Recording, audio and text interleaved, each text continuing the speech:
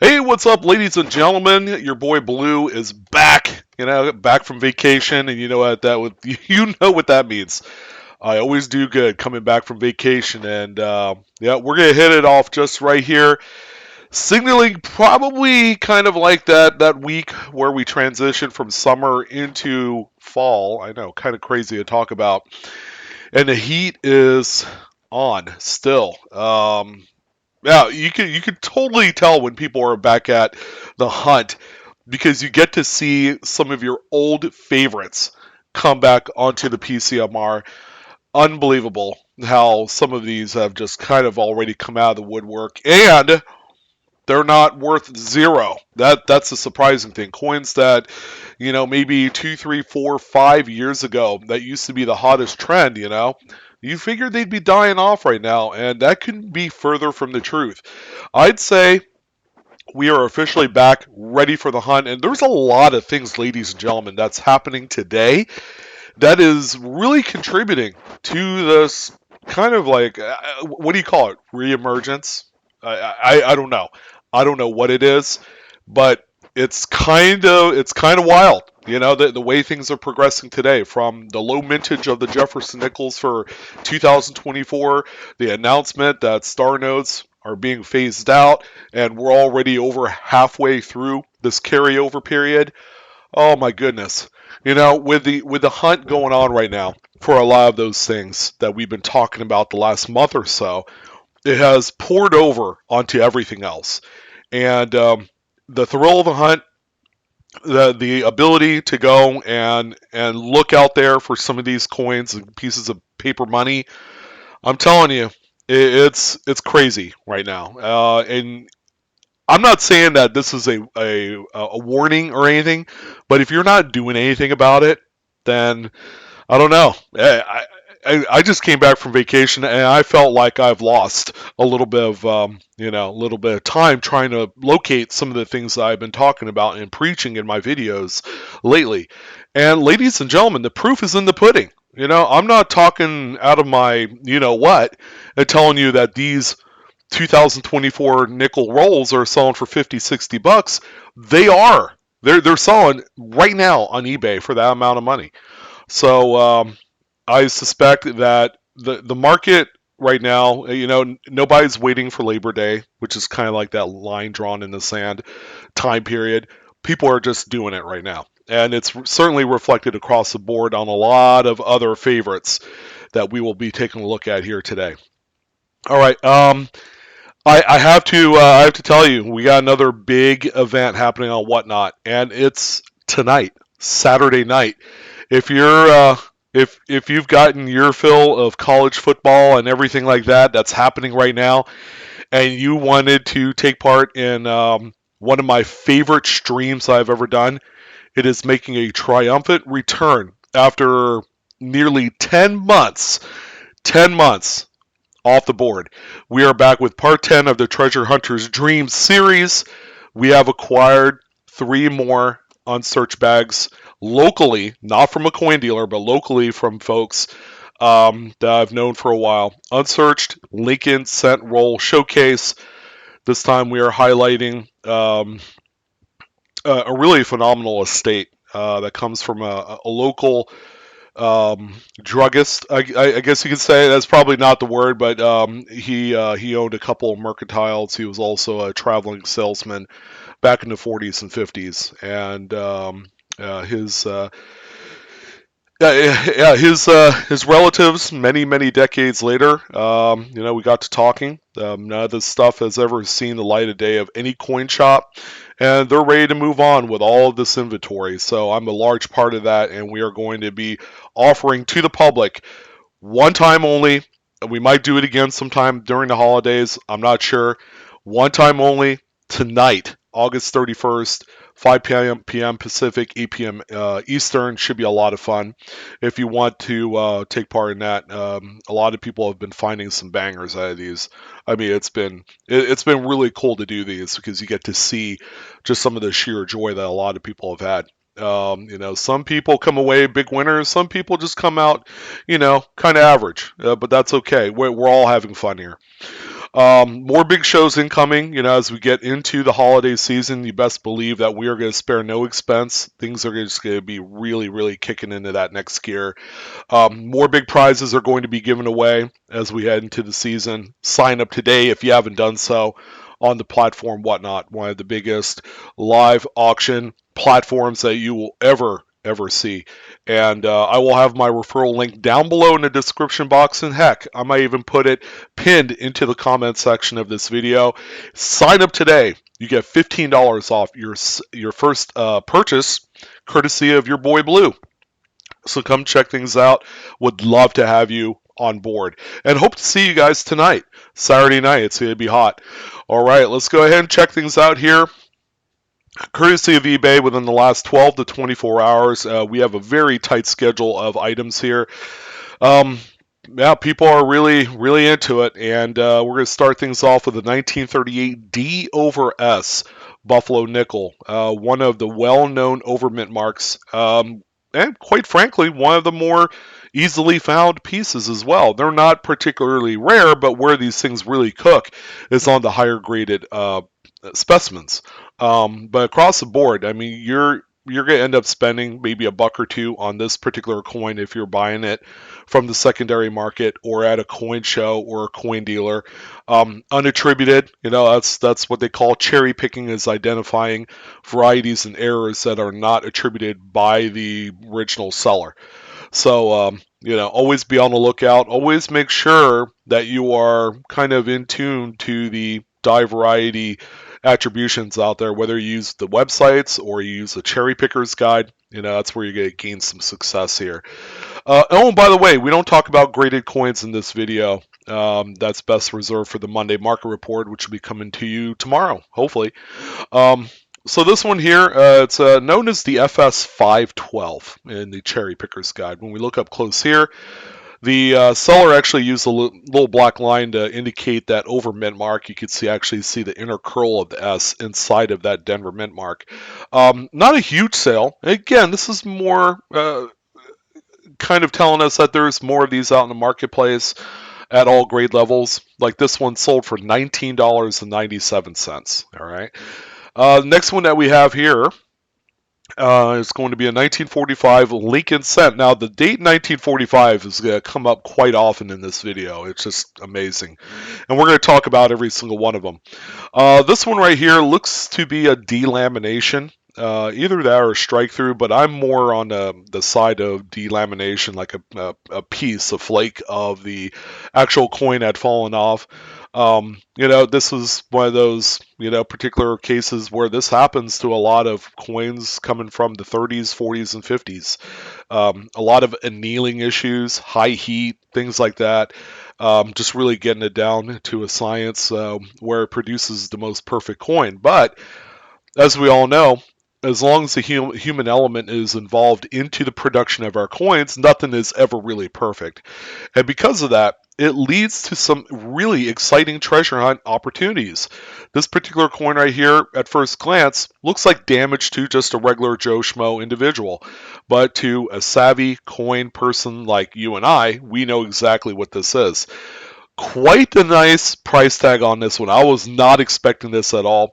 $42.65 was the final sale on this one. And that would lead me to want to go hunting for more of these. Laminations in general are not particularly rare, but when you get them quite this nice, that does certainly add a whole new element to the eye appeal of a coin. Here's another 45 Lincoln. We'd send not the prettiest example, but we do know that this one is also a lamination. You could see it there on the obverse. Lots of gunk and carbon spotting on the reverse, so it's far from the perfect coin. Okay, and this is kind of one of those learning opportunities where just because a coin isn't perfect to the naked eye, I mean, there is going to be a collector for this coin regardless of what it looks like. All right. And if you realize that, then you can make as much money as this seller did, which, by the way, was $25. Yeah, who would have thought laminations were going to be worth that kind of money? Otherwise, you would forego this. The coin might end up back into circulation or into the trash bin or whatever. Um, but just keep in mind, sorry about that. Keep in mind that there is still desirability for a coin of this caliber in this condition. The next one that we have here, this is probably the prettiest, most perfect looking coin we have on this show this week. 1945 S over S repunchment mark variety Washington quarter. This one is RPM number 2 attributed. And on this one here, the seller did a phenomenal job, just really showing us what we're looking for. So you got that extra top spike or leftward spike of the curl of the S that is punched further, looks like westward from the primary mint mark. Super easy to see RPM that looks identical to Pixon Book. Yeah, I mean, hard to dispute this one. This one does stick out like a sore thumb. I've owned a few of this very RPM. Pretty easy to find when most people traditionally, they don't look for stuff like this. Coin dealers, they could care less. Actual collectors, they know all about some of the main varieties, but don't know a whole lot about the minor stuff that's not attributed in the Cherry Picker's Guide. Another nice sale, $44.78 was the final sale price on this one. Again, that's real money, folks, that people are realizing. And the coin itself, you can buy in mint state condition, like you see, for between 12 and 15 bucks. So there is plenty of opportunity here. And another one I love talking about. As of today, I have no more of these in my collection. I usually have 2 or 3 of them. I had one really nice one that I ended up selling on Whatnot about 3-4 months ago, and it was a choice gem specimen. One day I will find another one of these that's as nice as that coin. But this is the 2000p Sacagawea dollar. This is commonly referred to as the Wounded Eagle variety, also notated as the FS901 in the Cherry Picker's Guide. But real simple, it's a die gouge that goes right into the breast feathers of the eagle on the reverse. There's usually a pair of them, so there's a really long one and a little shorter one that goes into the wing right there. So I'm going to say that these are readily available out there for hunting, for the market. You can find these in different varying grades because it is a coin as of today, 24 years old. A lot of them have circulated, a lot of them have been used and abused through the vending machine businesses and things like that. There's been actually a fair amount of people that have found this very coin just by getting change out of a Coke machine. So, there is that, and again, it's more of a testament to the fact that it's not as rare as you think, but they have a tremendous secondary market value. This one, for example, sold for $85. You gotta admire that. That's some good money right there. Um, yeah, and then we come across to this one. This is a lot of 25, or actually, is it 25? Actually, no, 76, it looks like. I believe it's 76 total notes. We're not going to talk about all of them, but this is, I tell you what, each of the notes, a lot of them aren't really anything, but when you dig down deep and you look at each note, okay, you could find some opportunity here. So this is where your, I guess, sleuthing is going to come into play, doing the research, finding out how much of these notes go for, and then really setting your acceptable, kind of like level on what you would bid on this. So through 76 notes, they did note low serial numbers and various errors. It did sell for $289.47 with 4 bids. That sounds like there should be a lot of opportunity here. Those $2 bills there with the first day cover, very interesting. The top left note, look at that. That's like almost a super repeater come to life there.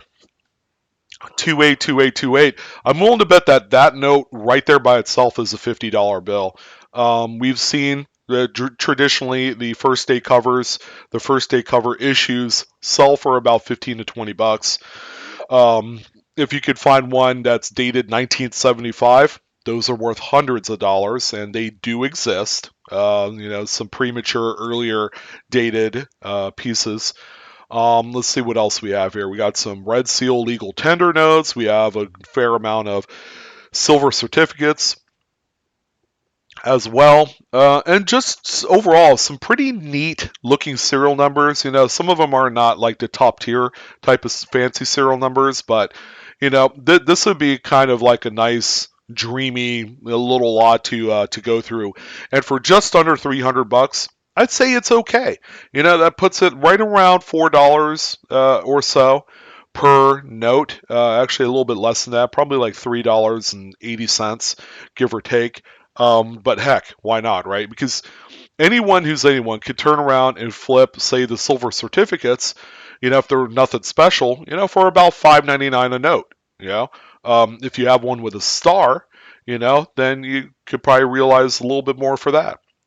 All right, so this note was not part of that 76 piece lot. This is a note all by its lonesome, and we got some issues here on this 1981 $1 bill, which looks to be a miscut, but at the same time, the print is misaligned. You can see the misalignment of the overprint in comparison to that base print for the front. But when we look at the back, it's centered nicely. All right, it's nothing too crazy, but it is within the tolerances of what the BEP considers to be acceptable. So this one right here is kind of a misaligned print, mostly on the front. This one sold for $123.98. So the market still very active, still very healthy for any sort of misaligned printing error pieces. 1945 Lincoln Wheat Cent. I told you we had a few of these dates here. This is a Lincoln Wheat Cent broadstruck. So you just notice how much bigger the coin is compared to what a normal Lincoln cent would size up to. So this was struck out of collar. The collar was not present to keep the coin in the striking chamber at the correct size. So when that's the case, the metal flow just continues to go further outwards, thereby creating a coin that probably is more the size of a Jefferson nickel than a Lincoln cent. This one here sold for $58.95. Pretty good sale. Here's a 1945 Lincoln Wheat Cent with a apparent cut on the reverse. That one sticks out like a sore thumb. 45, by the way, the Philadelphias are notorious for full-blown cuts like this, in addition to pre-cuts or die cracks on the reverse. Another good day is 1940s. It seems to be another big one for that. So this example here, how cute, ended up selling for $45.45 for the 1945. That was, a very interesting sale price indeed. We also have this 1945P Jefferson nickel. As we know, this is the final year of the silver manganese alloy experimentation. Not so much experimentation as it is just the replacement, for full-blown nickel composition pieces. Due to the war efforts, they needed that alloy, so they went, we got plenty of silver, let's use that. All right, so that's what they did, and it introduced all sorts again of like planchet flaws and annealing issues and things of that nature. You can see it on the reverse, clear as day, right across the top, just lamination issues all abound. $25.45 on the sale price, and this was a buy it now hit. All right, so you could always do buy it now type listings where you could kind of price protect your item and not give it away for free. Here's one of those coins that used to be the talk of the town. All right, these things have sold in excess of $100-$150 during its heyday, I suppose. But the 2021P Washington crossing the Delaware quarter with the large, insane die chip right on top of Washington's hat there was the talk then. All right, and so many of these have landed in so many people's hands that you would figure that everybody that needed one had one, and therefore the prices on any further subsequent issues that are found in circulation, probably be worth zero, right? That was not the case. Like this one here, with the latest progression of that die chip, sold for $33 $1.36 with 2 bids. Also keeping in mind, folks, that this is a circulated example. All right, so it was imperfect at its face, but overall, it's one that we should all still be looking for because there are a bunch of these out there, folks. And if you certainly need to take advantage of the treasures that really do exist of the coins from the last 5 years of production, this one needs to be on the top of the list as well. We'll talk more about other coins that people have found and have cashed in on from the last 5 years. It's going to blow your mind. 1939, Lincoln wheat cent. Keep in mind, woody, wood grain, and proper alloy mixed pieces are kind of trending up right now. All right, they used to be incredibly affordable, but within the last 90 days, I don't know what it is. Maybe it just might be the awareness of these, or more people getting into collecting this segment of numismatics because they kind of understand that it's somewhat affordable at the time, but now they're kind of not getting very affordable, especially if you're putting a complete date set together. So this one right here, folks, sold for $38.95. And it's a common date for this improper alloy kind of appearance to it. The wood graining is exceptional, both sides of the coin. You even have a little lamination on the obverse side, which goes really hand in hand with the improper alloy mix. Again, there's all sorts of issues with the planchets during this time. Another one here, but on kind of a key date coin. All right, so it's a very nice wood graining on both sides of this 1869 Indian head cent. Just provides a buttload of eye appeal, even on a coin like this. Now, this one here is probably like a VG8. You do have some letters of liberty present, but keep in mind, this is a tough date, and a lot of people are looking for that over date, that 1869 over 69 coin as well, which is huge in the hobby right now. So this one here sold for $89.25 with 32 bids. I think it's less about the wood graining and more about the date of the coin, because again, it's incredibly tough date to find in decent shape, and especially with the eye appeal that this one is drawing. This one firmly has a hold on the collector market, and any sort of minor mint error type thing doesn't introduce a lot of extra value. All right, not the greatest looking note. Again, imperfect, still sells. 1974 $1 bill with a gutter fold. So the subject sheet had a wrinkle that was just simply printed over. A BEP employee didn't stretch any wrinkles on that sheet before it was printed. You can also see it on the reverse, but also note that there's some kind of like staining. I don't know if it's rust or something of that effect. But yeah, I mean, it's pretty cool. Pretty cool to see this. Gutter folds traditionally are one of the more common paper money errors that we could, find out there. So this one here sold for $84.48 with 19 bids. And a neat one here too. This one is a misaligned front print. The overprint is perfectly centered for the note. See that red crayon mark? That's the rejection mark from the BEP. So someone had quality checked this thing, rubbed a red waxed crayon across it to signal it for to pull out and replace with either a star note or something to that effect. And they would destroy the note. Because they didn't want stuff like this leaving the BEP, but, I guess no one gave a crap, and it ended up into a BEP strap at one point. The back is perfect, the note is nothing really too crazy condition-wise, because you do have some pretty significant tears on the bottom margin there.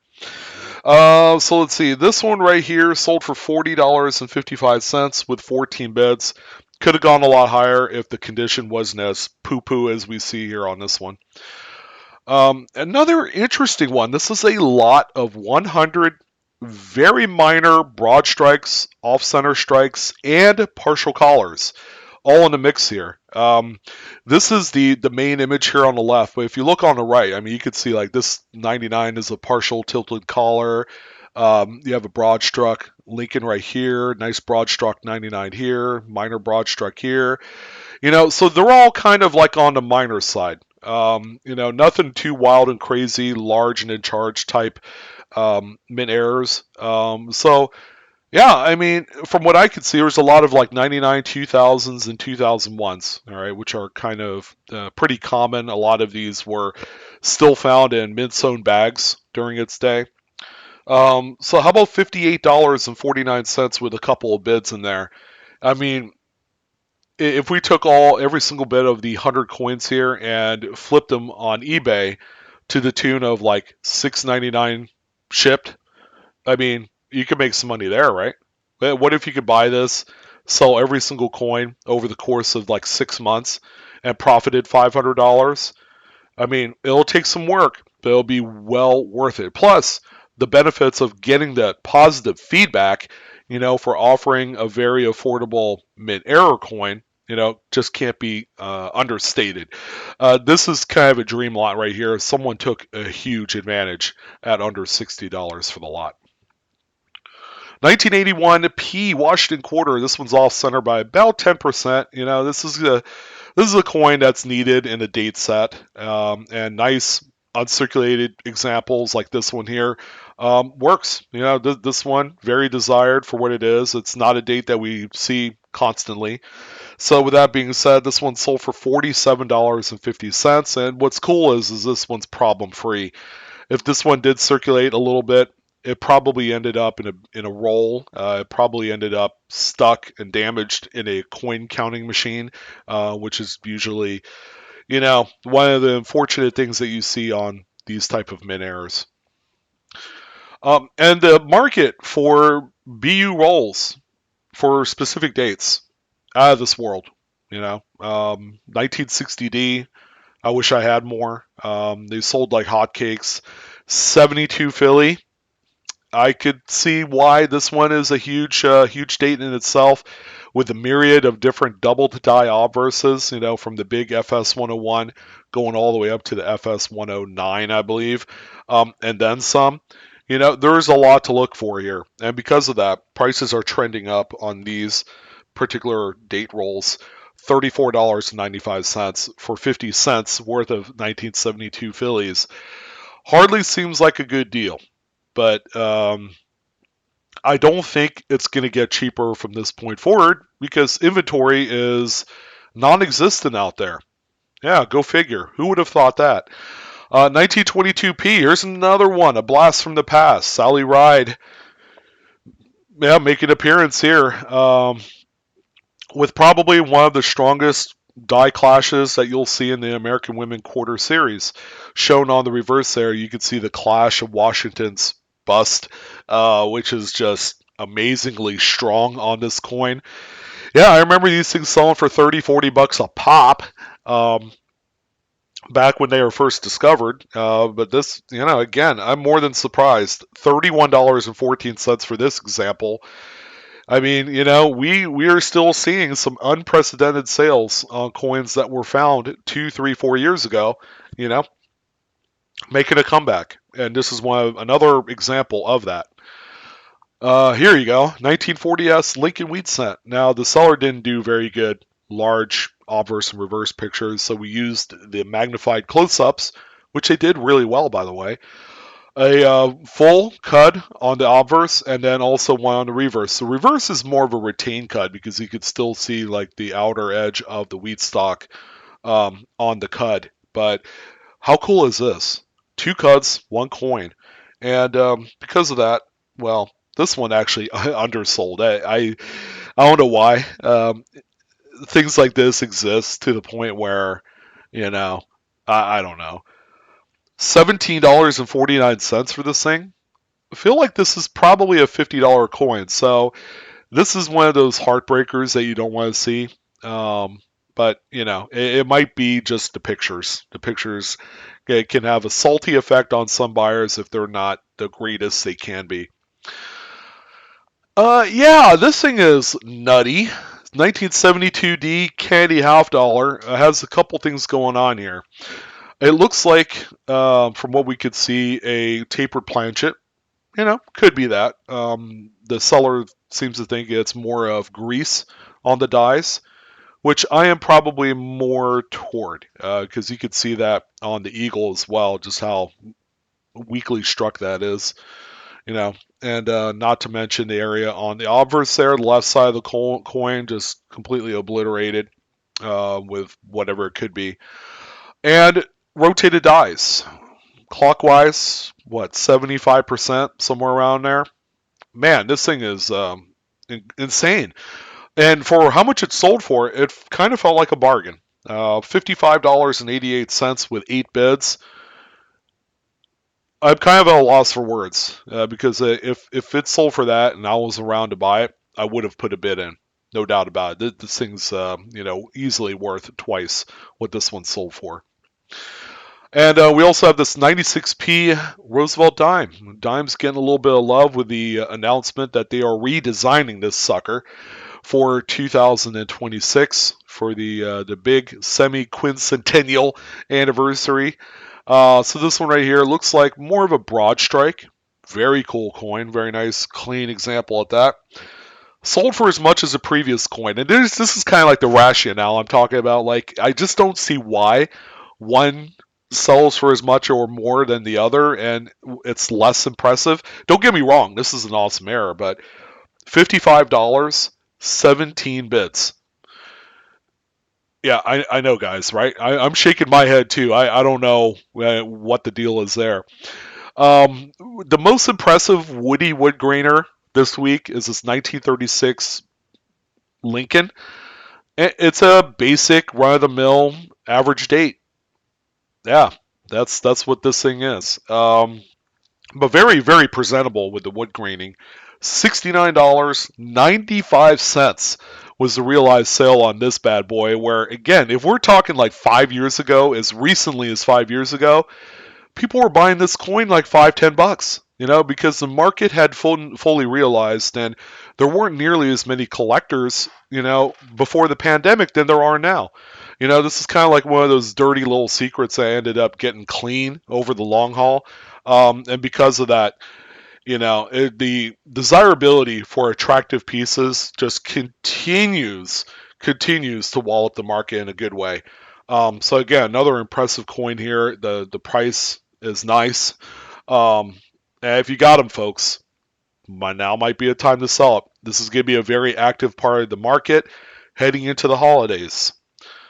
Another blast from the past, although we've seen a number of these pop up here in the last few weeks. The good old Wilma Mankiller American Women Quarter with the retained cut die breaks on both sides of the coin. And it's the one that are on both sides of the coin that's the most impressive, the most valuable too. This coin is not perfect. I don't know what the deal is there on Washington's neck, whether that's kind of like counter wheel damage or something like that. But as far as it goes here, this is a coin that has set the market on fire a couple years ago. I guess still to this day, still very impressive. It sold for 300 bones. So 300 schmackaroons. Yeah, that's a lot. That's a lot of cake. So even in today's market, as we head into the holidays, the $300 comes in real handy if you're trying to make the holidays extra special for the kiddies. So you guys know what I mean when I say that. A nice one here too. This one has a lot going on here. It's a Lincoln cent, no readable date. It was struck through a cap die, kind of like a later die state, but not late enough to show a date on there. It is a copper plated zinc. All right, you can see the zinc tears on the reverse there around the periphery of the coin. They did mention that there was also, I guess, maybe a partial collar, that could be in there. But pretty big sale here, $127.75. And actually, we threw in one more. This is coin number 26 on the PCMR this week. How about our good old friend here, the 2021 P Tuskegee Airmen National Park Quarter. The final release of the national parks was one of the most heavily desired because of this anomaly. Man, so good to see this one back at it again. Now, the coin is circulated. Okay, you can see that quite clear, especially on the obverse. Well, you guys remember the field-restricted strike-through events right here on the Tuskegee Airmen headquarters building? It looks like it was on fire, like, these planes were shooting missiles through the thing. Yeah, it's just really wild, man. I am to this day impressed by how these things looked, and I can remember a few years ago these things were up there around $300, for ones that look like this. They've since come down a little bit. Like this one here, after not talking about this one for about 6 months, ended up selling for $59.36. Not too bad for a circulated example. And that, my friends, is a wrap for our weekend edition of the Pocket Change Market Report, the last one of the month of August. Information provided today is for educational use only, not financial advice. Please collect and or grade your coins responsibly as always. Thank you guys for watching. I'm your host, Sean with Blue Ridge Silverhound. Hope to see you guys tonight for the part 10 of the Treasure Hunter's Dream show. It's going to be awesome. So I will see you guys later. Have a good one. Have a great hunting. And I'll see you on the next coin video. So long.